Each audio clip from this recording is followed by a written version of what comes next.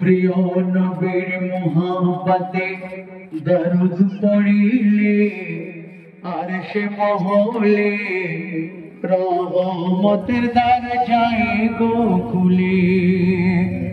ও গো রহমতের দ্বার যায় গো খুলে।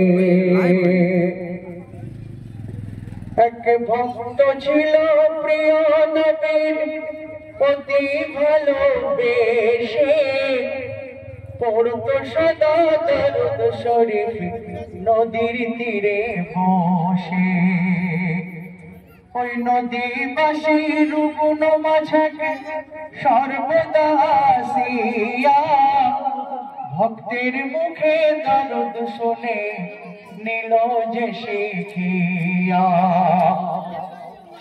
রুগুন মাঝে দরুদ পড়ে মোর নবীজির তরে, নদীর গভীরে দরুদ পাগল হলো হর হালে।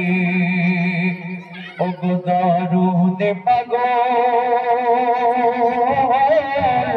হলো হর হালে।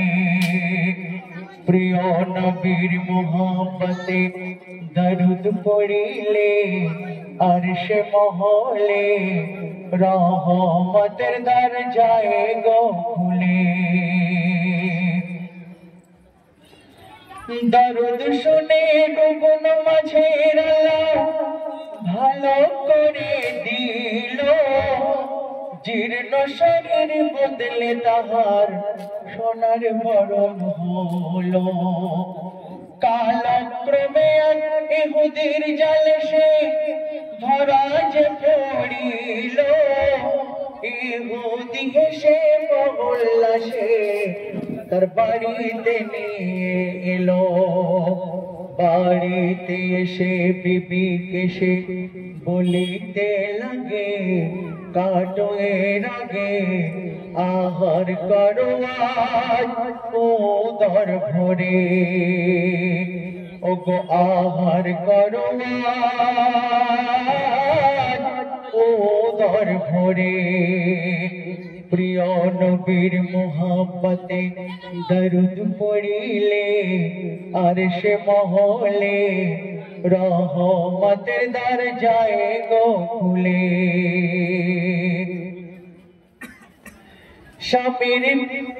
স্বামীর মুখের কথায় বেবি মাছ কাটিতে লাগিল, আর বহু চেষ্টা করে বিবি মাছ কাটতে না পারিল।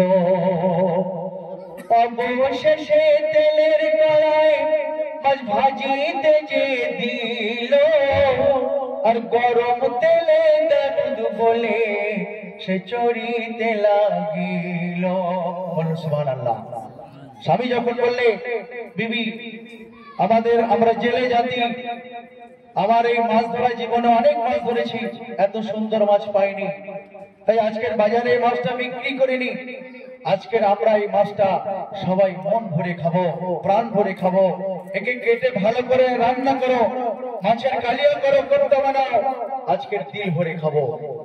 তো স্বামী যখন বললেন, বিবি উৎফুল্ল হয়ে দা বড় বড় বটি টটি নিয়ে কাটতে গেলেন, কিন্তু কোনো মতে মাছ কাটা তো দূরের কথা, মাছের গায়ের একটা আঁশ পর্যন্ত ছিনতে পারলেন না। তারপরে চেষ্টা করলেন যে মাছকে যখন কাটতে পারছি না তো তেলে ভেজে অন্তত খাই। উনুনে কড়াই দেওয়া হলো, তাতে তেল ভর্তি করে ঢেলে দেওয়া হলো, তেল টকবক করে ফুটছে, মাছ ছেড়ে দেওয়া হলো। আল্লাহ রহমে দরুদের বরকতে সেই গরম তেলে মাছ কি বিড়বিড় করে বলছে আর চড়ছে। বলুন সুবহানাল্লাহ। তাই স্যার বলছেন, স্বামীর মুখের কথায় বিবি মাছ কাটিতে লাগিল, আর বহু চেষ্টা করে বিবি মাছ কাটতে না পারিল। অবশেষে তেলের কড়ায় মাছ ভাজিতে যে দিল, আর গরম তেলে দরুদ বলে সে চড়িতে লাগিল। ইহুদি দেখে অবাক হয়ে যায় নবীর আলয়ে, মাছ সাথে নিয়ে ঘটনার কথা জানবো বলে। ওগো ঘটনার কথা জানবো বলে, প্রিয় নবীর মুহাব্বতে দরুদ পড়িলে আর সে মহলে রহমতের দ্বার যায় গো খুলে। ইহুদি তার বিশ্বাস ছিল একমাত্র এই রহস্য নবী মুহাম্মদ ছাড়া কেউ বলতে পারবে না। তাই নবীর বাসায় মাছটা নিয়ে গেলেন, ঘটনার কথা বললেন। তো তারপরে কি ঘটছে দেখুন।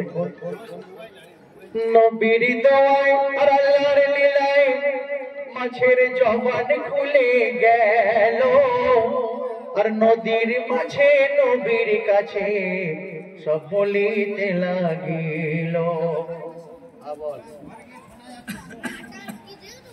পরে বলছি, পরে